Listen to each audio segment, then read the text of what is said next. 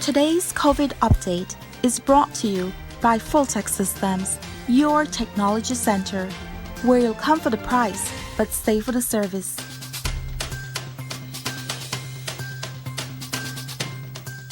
And welcome back.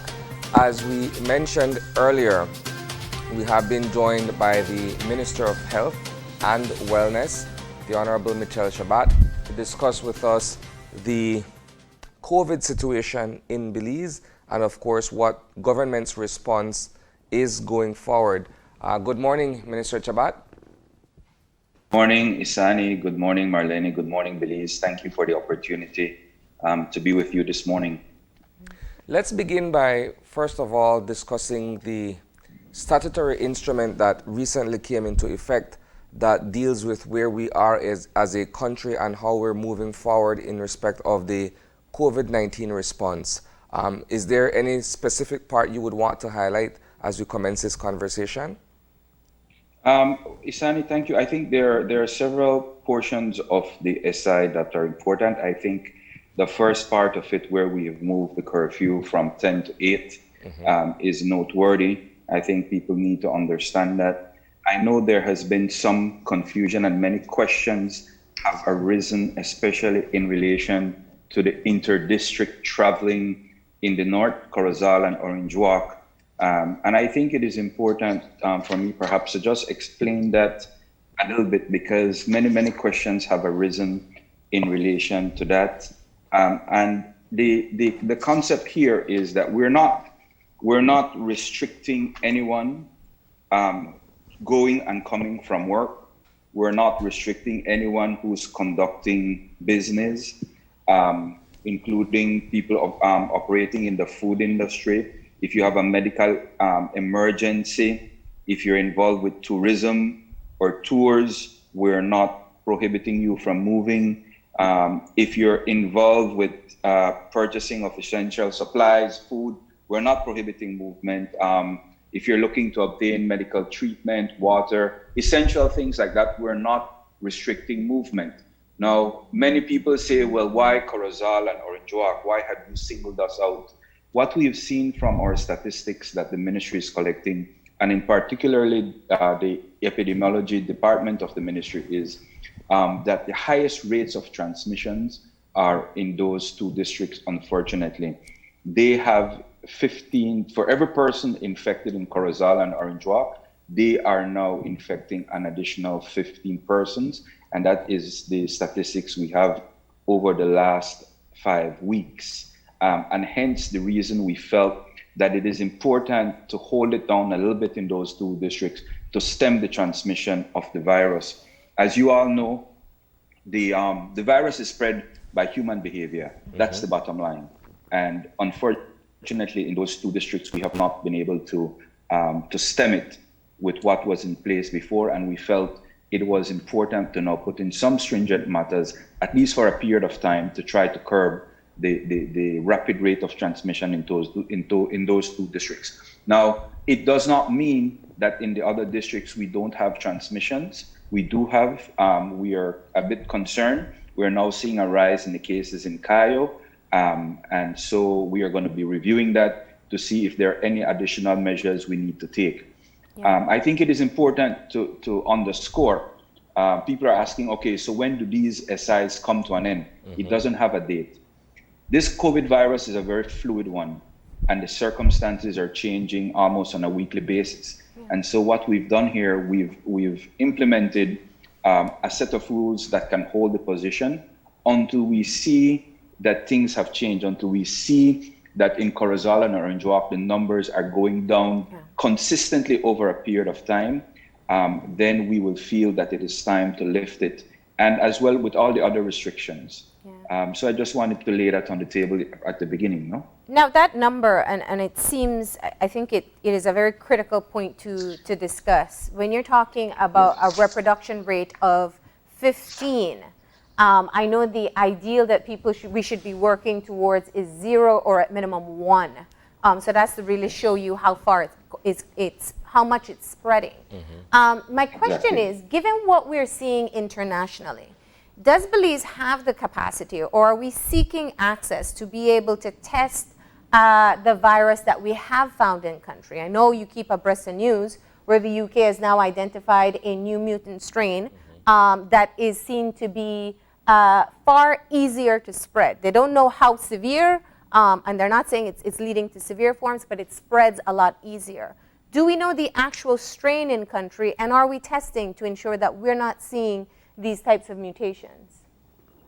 Right. So I think, Marlene, it is important also to highlight that yesterday, many European countries locked down flights from the UK into other European countries because of this new strain and this new spread that's occurring in the UK. Here in Belize, our epidemiology unit is tracking the virus and the strain we have here. And I will be very frank with you and to tell you that we're doing the best that we can with what we have here in country, but the unit is tracking and it is making sure that the virus here has not mutated to a different strain. Okay, so that's something that may be investigated.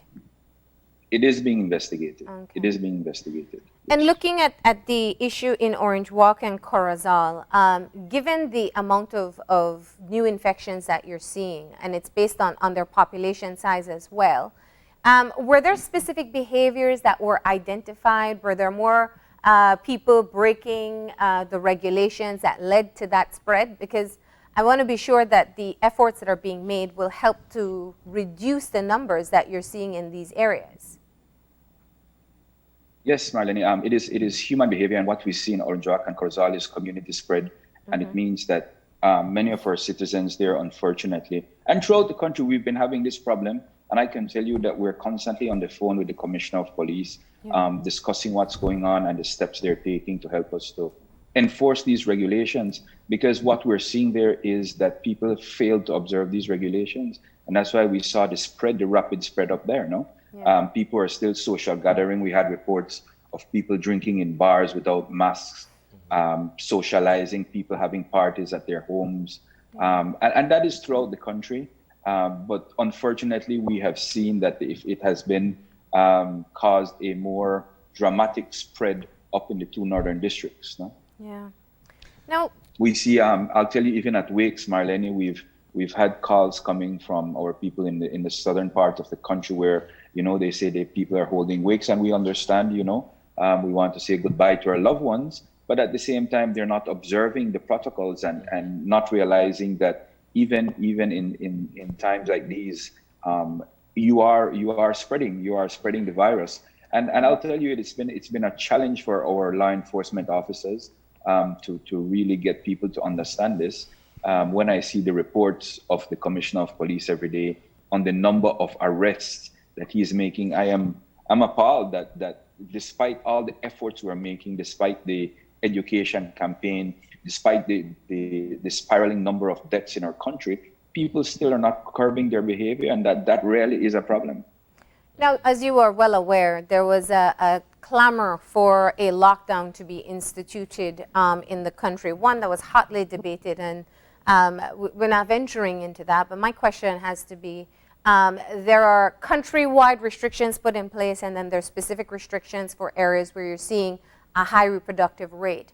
Have you identified and will you publicize specific points as to where we can see an increase in the regulations or stricter regulations coming in place? In other parts of the world, they have them coded by colors, they have them coded by numbers, you're moving into, much like we see with hurricane warnings. Is it not time that perhaps we devise a specific plan where the public is up to date, that we know if we hit that marker, what's coming next? It's I believe it's called a tier system. Yes. Where you actually establish benchmarks, and once those benchmarks or targets are reached, and certain steps have to be implemented, and stricter measures need to be implemented at point in time. We are in discussion, Marlene. We are trying to, at the moment, develop that system within the ministry, and we have initiated conversations with our partners, the Belize Chamber of Commerce, to have some discussions along this way, because it is for us important that while saving lives is our ultimate and our major priority, main goal, we also have to take into consideration our economy, which has been devastated by this pandemic. Although even prior to the pandemic, we were already in a recession. This pandemic has only highlighted that position and made it even worse. And, you have, to be fair, you have been in office for a month, and I'm sure it has been an inundation of information coming your way. But looking at where we are in the numbers that we are seeing locally, we've had, and I can't say I have the latest information in terms of rankings in the region or the world, but we know that the number of cases is extremely concerning. It's way too high for the population size that we have, as well as the deaths. From the data that has been supplied to you by the epidemiology unit, what surprises you the most? Marlene, I can share with you that at least in the English Caribbean, we are number one with the number of infected cases. And to me, the ever increasing number of confirmed cases continues to shock me. And simply because we have been trying our very best to communicate the need for people to change their behavior. And although we have had many deaths, too many deaths, we've had 220 deaths across our country so far, it does not seem to be resonating with our population, or at least a significant portion of our population. Yes, in fact, we know that based on what the unit has put out so far, that the main, the largest number of people who are contracting the disease. And that is very alarming. I think. Oh, there's a dip in the transmission. Go ahead, Minister. Sorry, Marlene, you're breaking up. You're breaking up. I'm not hearing you. You're breaking up. Kind of repeat what you were saying, Minister. Go ahead. Yeah, I think that the last part of the question I heard was, I think Marlene asked me, from the data coming from the unit, what surprises me the most. And I was saying that what surprises me the most is the ever increasing number of cases, positive cases that we have. And I'm saying that despite the major efforts we've been making to communicate the need to follow the regulations, and it is rarely to protect ourselves and our families, people simply seem not to be listening. We've had 220 deaths in our country so far. Hundreds of families are mourning at this time, and yet we still have many of our citizens acting outside of the regulations, and that is very alarming to me. Minister, when you look at what is happening in Orange Walk and Corozal versus other parts of the country regarding the spread of the virus, you would have some people who, while we do understand that the existing law covers the country in its entirety, you would have other people who would argue that perhaps the northern district should be dealt with separate and apart from the other areas in the country that don't see such a spike in the transmission of the virus. How would you respond to that? Because some people would say, for instance, well, if the numbers in Toledo are manageable, are small, but the numbers up north are ballooning, why should PG people, in a manner of speaking, be subject to that very same law that sweeps across the north?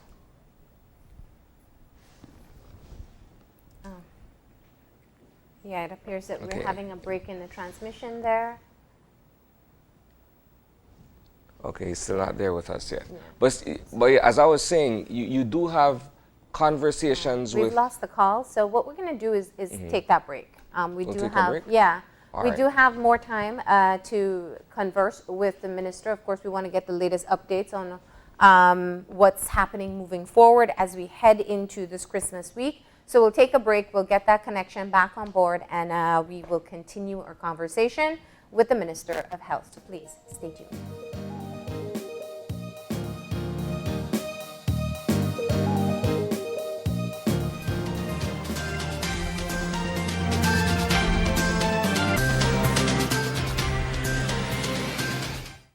When someone you love becomes a memory, the memory becomes a treasure. Channel 5 introduces the Daily Obituaries.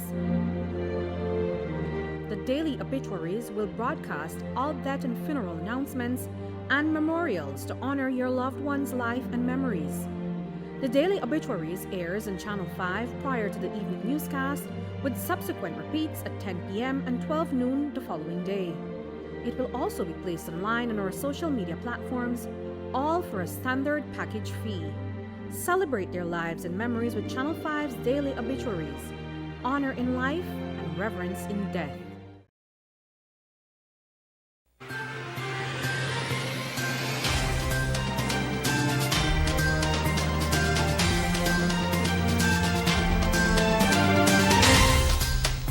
And welcome back. We have been rejoined by Minister of Health and Wellness, Michel Chebat.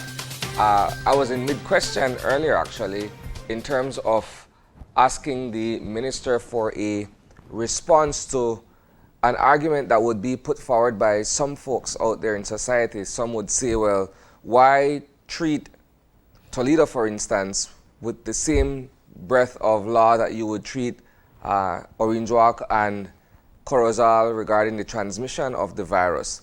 How would you respond to a position like that, Minister? Yes, it's a good question. It's a good question. And I can say this to you. I'll say this to you that for us, one new infection is too many for us. And so we have to maintain these rules throughout the country. And in those areas where we have a major transmission, as we see in the northern districts, then we have to implement additional measures to try and curb in those districts. But throughout the country, the focus and the goal is to end the transmission. And so any new transmission is too many for us. And so unfortunately, the rules have to apply to the entire country. Now, COVID is a particularly devious virus because where some people are able to show the symptoms, the majority are out there without any symptoms. I want to talk about the issue of testing. We know that the public health, the private clinics are now offering testing in addition to the use of rapid and PCR testing in the country. We have heard stories of people reporting right here on the show that they have received a negative rapid test only to subsequently receive almost as much as 2 weeks later a positive PCR test. Let's talk about this situation and what is being done. One, to ensure that the results are accurate, that people are receiving before they venture out into the wider community. And secondly, about reducing that wait time for PCR results. Right. So the industry standard, Marlene, is that if you do a rapid test and it is positive, then you are positive. If you do a rapid test and you are negative and you are symptomatic, then it is required that you do a subsequent PCR test to confirm whether or not you are negative. And so that is, we've seen many of those instances where many people have done a rapid test and initially obtained a negative result, but the subsequent PCR test shows that they're positive. And that is consistent with what is required in the industry. So there is no mistake, so to speak, in the results of that combination of results. I don't know if that is clear. Well, I think the concern is if there is a negative, if there's a false negative on a positive person, how do we not know that asymptomatic people are not getting false negatives as well? Well, we don't. And that is part of the difficulty we have. That is the crux of the matter here, Marlene, that as you correctly identified, many persons who are infected are indeed asymptomatic. And so regardless if you're positive or if you're negative, you are obliged to adhere to the public safety regulations. And so even if you do a test and you are negative, you are still required to wear your mask, the social distance, and so forth. And this is part of the difficulty we're having. We really don't know people who are carriers and they're asymptomatic. It's difficult to pinpoint who they are without a positive test. And so the very fact that you approach a health institution for a test would require that you definitely observe all the public health regulations despite the outcome of that test. Yeah. And what about the wait time? Because 2 weeks The is wait time, excessive yes. long. Yes, Marlene. When we came into office 5 weeks ago, this is the situation we found, that people were waiting 14 days, 21 days. We heard some horror stories of some people waiting up to 33 days for the result of a PCR test. And that is totally unacceptable from a diagnostic and treatment point of view. It is unacceptable that our doctors are unable to say within a reasonable time frame whether you're positive or not, and whether you need to start taking the appropriate medication to ensure that your symptoms do not get worse. That was a terrible situation. We got to work on that rapidly, and I can say to you that wait time is now down to approximately 3 days. When we came into office, we found that there was a consistent backlog of almost 3,000 cases. That meant that you have people being swabbed throughout the country with PCRs, and their results, their swabs are being sent to the central lab for processing. But it was taking so long, and the backlog was just incredible. And so we started working on that immediately, and we're now down to approximately 3 days, which we're trying to improve as we speak. Well, the thing about that is, in the first instance, when you have such a backlog, and if you're saying that you had persons waiting up to 33 days for a result, you would have been sick, got better, you would have been sick or died from coronavirus without necessarily knowing definitively what was the cause at that particular point. Beyond that, my question has to do more with the idea of the vaccines that have come on the horizon, and the fact that you have all of these other huge pharmaceutical companies that are providing now vaccine. I know you touched on it a little bit on Friday, but I would want you to expand on where we stand insofar as our request for vaccines, and perhaps how soon can we expect that? I'm hearing somewhere in April of this year.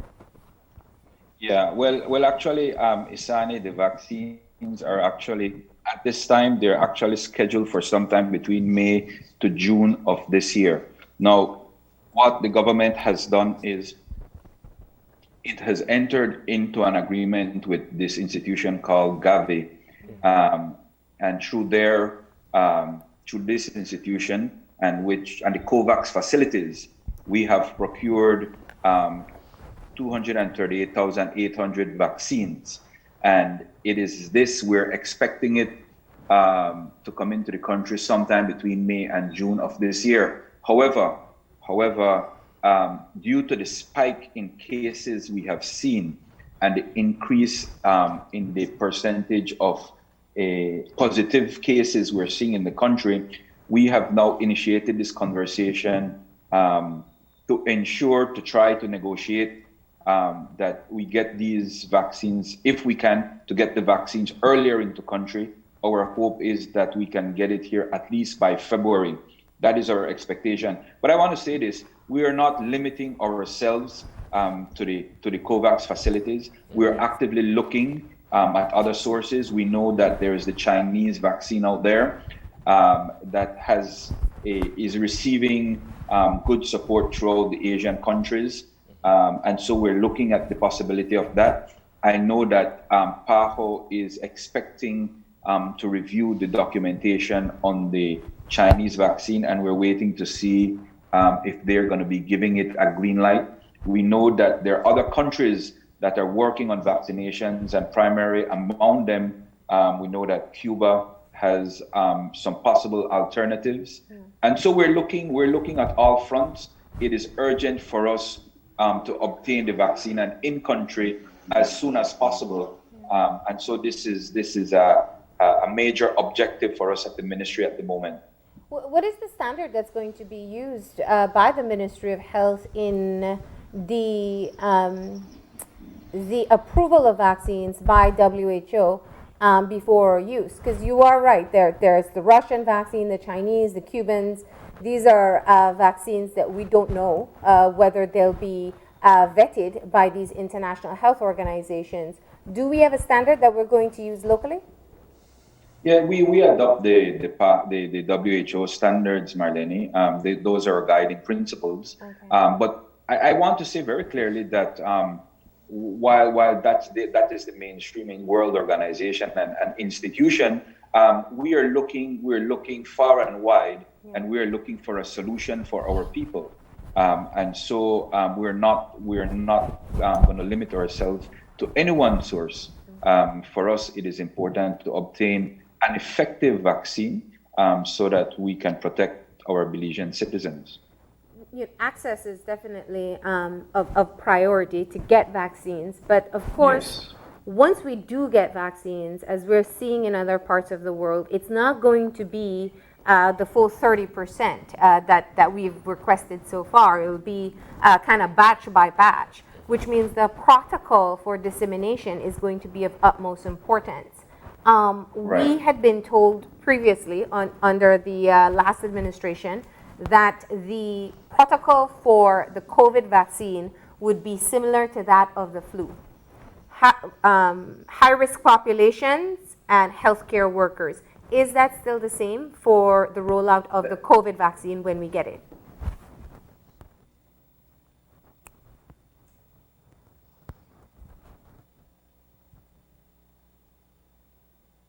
All right, it seems that we are one. Yes, Marlene. If you see what has happened, that they're following healthcare workers, frontline work, the more vulnerable populations, the older folks in our society, individuals who have comorbidities are on the priority list, and so we follow that prescription. Mm-hmm. So that's what we can expect once we do get access to the vaccine. Yes. Okay. Now let's move it forward to talking about treatment and the hospital access that people may have. As you know, a few weeks ago, there were stories of people who were dying in the parking lot at KHMH, or who died in the parking lot at KHMH waiting for access. We heard from the board member, I believe it was the chair of the board, Dr. Sosa, on Friday, about a capacity for 38 to treat COVID and COVID suspect patients. Are you aware as to what was the issue, why these people didn't get admitted for care, and has there been any intervention to be able to remedy that situation? Yes, Marlene. A new board has been named to the KHMH, and these guys are working to make sure that many of these things are corrected. I don't want to get into too much of the particulars of that case because of whatever legal ramifications there may be. But I want to say very clearly that we are looking at the entire operation of the KHMH. It is our flagship institution, and it is a national referral hospital for the country. And so it causes us concern when we see these things happening. And I can guarantee you that the new board is up and running and that they are looking at these things and to make sure that they are implementing corrective measures. We have constantly been in communication with them. We are looking at what their shortfalls are in terms of equipment and in terms of human resource to make sure that as a ministry and as a government, we can support them and to make sure that they have all that they need to be able to provide the best possible healthcare in a timely and efficient manner, Marlene. But I think what has happened at the KHMH kind of underscores what the reality is. And I want to say this very clearly. Our frontline workers, our health, our doctors and nurses and public health officers have been working constantly since March of this year, and many of them without a break. And I'll tell you, it is difficult. It has become difficult for them. They are exhausted, and we have very limited human resource that we can turn to. And so again, our emphasis has been on education and trying to implement these public health measures because it is important for people.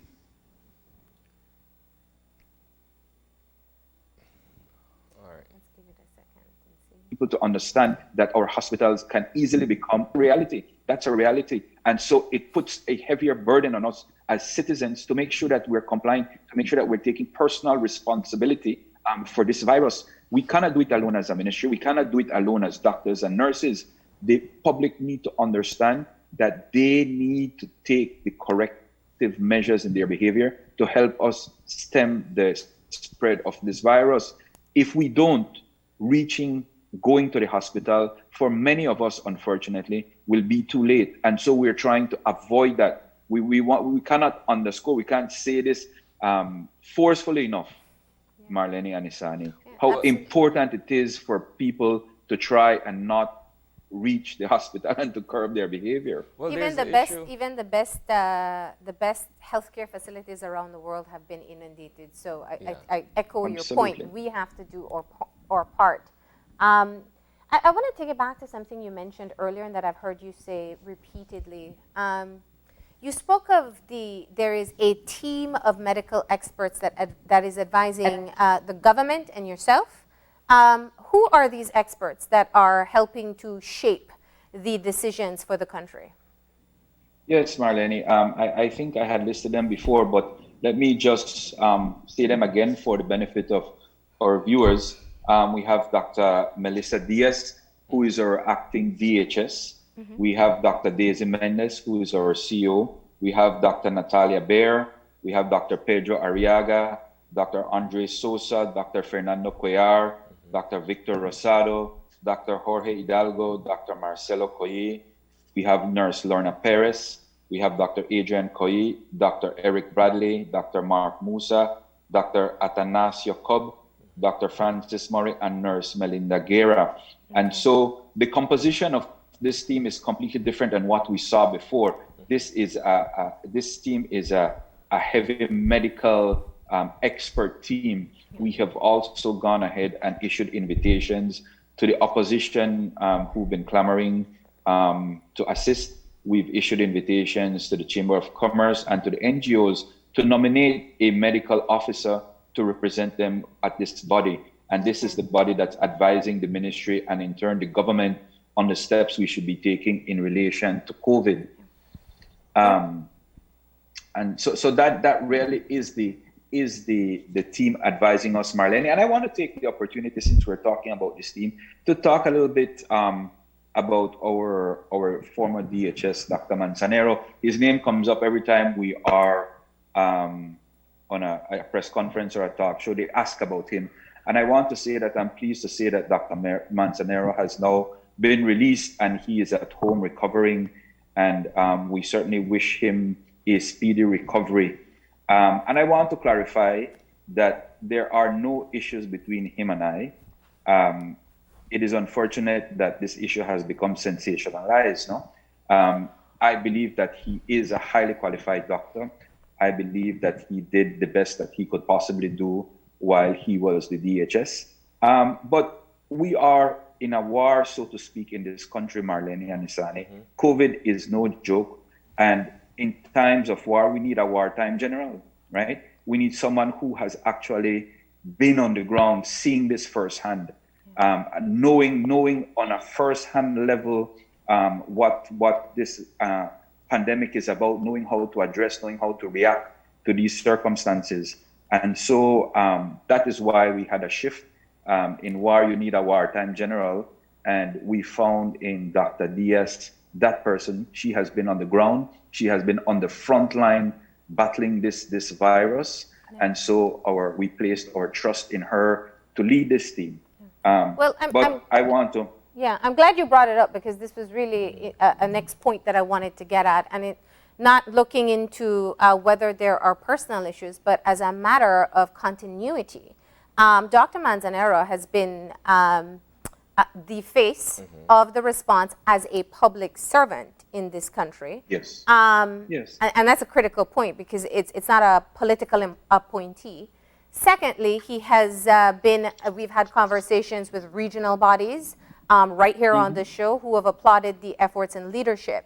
Will he be included in the panel of experts? Because from what you were saying, it sounds like you were saying he's replaced as Director of Health Services, and I want you to confirm that. And secondly, will he be included as someone who has led the first part of the battle against this pandemic if at least for anything, not for effort, but for continuity in the efforts? He continues to be a part of the Ministry of Health and Wellness, Marlene and Isani, and clearly we are not gonna throw the experience and the knowledge that he has. We're not going to throw that away. Actually, we look forward to his full recovery and for his reincorporation into the Ministry of Health and Wellness. And we do expect that he's going to be part of this team, helping to advise and to lead the country along the correct path in terms of our policy and the steps we take in relation to this fight for COVID, no? And so I fully expect that once he's recovered, that he will be reintegrated into the Ministry of Health and Wellness. And on the advisory team? Absolutely, okay. Absolutely. Yeah. Let me go in a slightly different direction here, because you've mentioned repeatedly the need for us to play our part individually, which to me speaks to messaging and public awareness. And there can't be enough, or there can't be too much, because we're still sort of stuck in our ways, so to speak, and that results in the transmission of the virus. I know the ministry has now embarked on a Christmas campaign as well to do just that, to raise public awareness. Speak to us a bit about that. Yes, so the ministry last week launched its Christmas campaign, and it's around a theme called "It is better to have a safe Christmas season than to attend a funeral during the holiday." And so when you look at the video and the different print material that the ministry is releasing, it comes in a very dramatic fashion, but it is really to underscore and to highlight the reality of what is happening on the ground. And again, it is part of our messaging and our continuous messaging that it is people, it is our behavior that is causing the transmission of this COVID, and our behavior has certain consequences. And so the video we have currently circulating dramatically highlights that. And again, we are trying to find a way in a very dramatic way for people to understand the need. And I'm sorry, it sounds like I sound like a broken record, because I've said this, I think, at least 20 times since we've begun this morning. But it really goes to the absolute need for us to curb our behavior. I can't say it enough. It is human behavior that is causing the spread of this virus, and this is what our campaign is trying to do in a very dramatic way, to bring this home, to bring this message home to our citizens. Yeah, it is, and don't worry, we in the media say it all the time, health officials say it all the time, and we have to keep on saying it, if only as a reminder to one new person what we need to do. Yes. How concerned are you? You know, I'm sure you've seen the data over the past, 7-8 months in Belize. And what we do see are these periodic spikes. When you look at the 7-day moving average, which is a far better accurate way of seeing the numbers, you see a spike after long weekends, you see a spike after September celebrations, you see a spike around particular time, as we saw after the elections. Now, moving into Christmas, which is the most social event for Belizeans across this country, how concerned are you that 2 weeks from now we'll be facing exactly what we just overcame last week? Very much so, Marlene, because indeed this is the time of the year where we want to share with family and friends. And the new regulations we have put in place is to try to curb that precisely. But we know that there are going to be people who will try to circumvent that. And I can only pray, really, it's a prayer, it's a matter of prayer now, that people will understand what breaching the implications of what that could have on their families and on the people that they love. And I would hope that keeping that at the forefront of their mind will restrain them and will in fact have a virtual Christmas, and share with their families virtually. I mean, this is, as I said earlier, you know, I myself, I love Christmas. This is my favorite time of the year, but I'm also conscious of the times we're living in. I am fully aware of the reality out on the streets. And so for me, this Christmas and for my family, we're going to be a little bubble at home, no? It's going to be the five of us, and we're going to be reaching out to our family members by Zoom and WhatsApp and so forth. And I would hope that I can impress on everyone in the country to adopt this same method of sharing this Christmas season. Now, what's your closing message to people as we start to round things off? I know all things COVID-19 come with a number of challenges. The regulations are in place, the messages have been out, but we're just not seeing the level of effect of all these efforts up until today. What do you want to say to the Belizean people? Again, Marlene and Isani, I can't help but to try and emphasize again the need that we have as a country, as a people, as families, as communities, as individuals, to take personal responsibility for this virus, for the spread of this virus, and to understand that right now a little bit of limitation, a little bit of staying at home and just being within your family bubble will help us down the road. It will help us to save many lives. And so I want to underscore that. I want to ask everyone to kindly observe these regulations. They're not intended to hurt you. They're not intended to destroy your business. They're intended to help us to stem the spread of this virus in this country, to which we've lost too many lives. We've lost 220 lives to date, and 2 life is too many. But I also, Marlene, want to take this opportunity to thank our healthcare workers who are out there every single day, putting themselves on the line for us to keep us safe and to preserve our lives. In many instances where, to our own default, we find ourselves at their steps. They too are human beings. They too have families that they have to go home to. And so I'm asking everyone this Christmas to reach out to them, do something special for them. Our Prime Minister in our inaugural House meeting spoke about the concept of adopting a healthcare worker, a frontline worker for this Christmas. Please, if you can, do something nice for them. Send them a food basket, send them their ham and their turkey. Let them know that we appreciate what they have been doing for us. We understand the sacrifices their families have made to keep us safe and to keep us alive. I think that is important. I also want to say, Marlene and Isani, that as a government, we are not blind to the needs of our people, especially those who are affected and are made to quarantine. And so we have reached out and we have started giving what we call quarantine food baskets for those of our citizens who we require to be at home. We know they need help. We know that if we're asking them to stay at home, we need to provide them at least with food and a small stipend. And so these are things that we're putting in place to help our citizens to remain at home, to keep the rest of our population as free as possible from COVID.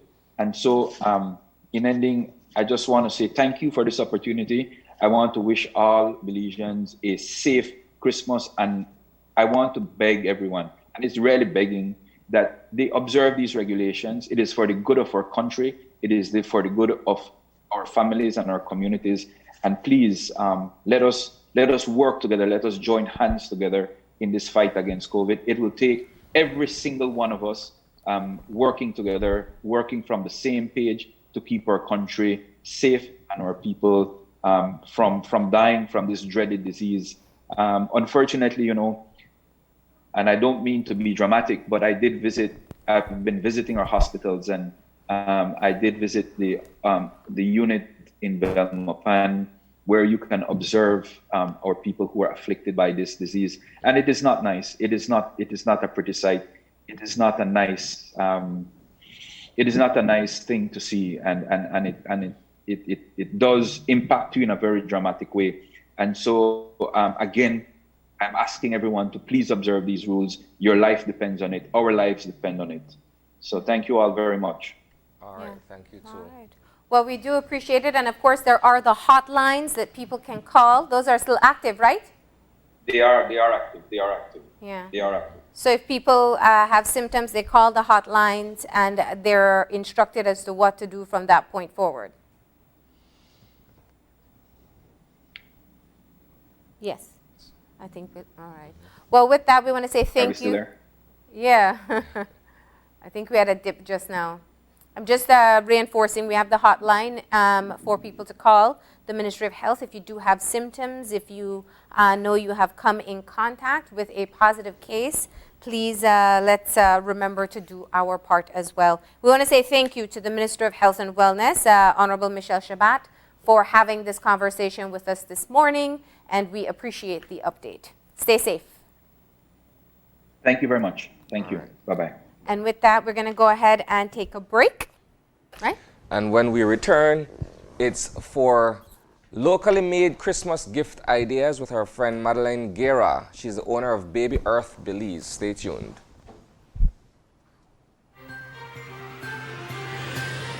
This COVID update was brought to you by Fulltech Systems, your technology center, where you'll come for the price, but stay for the service.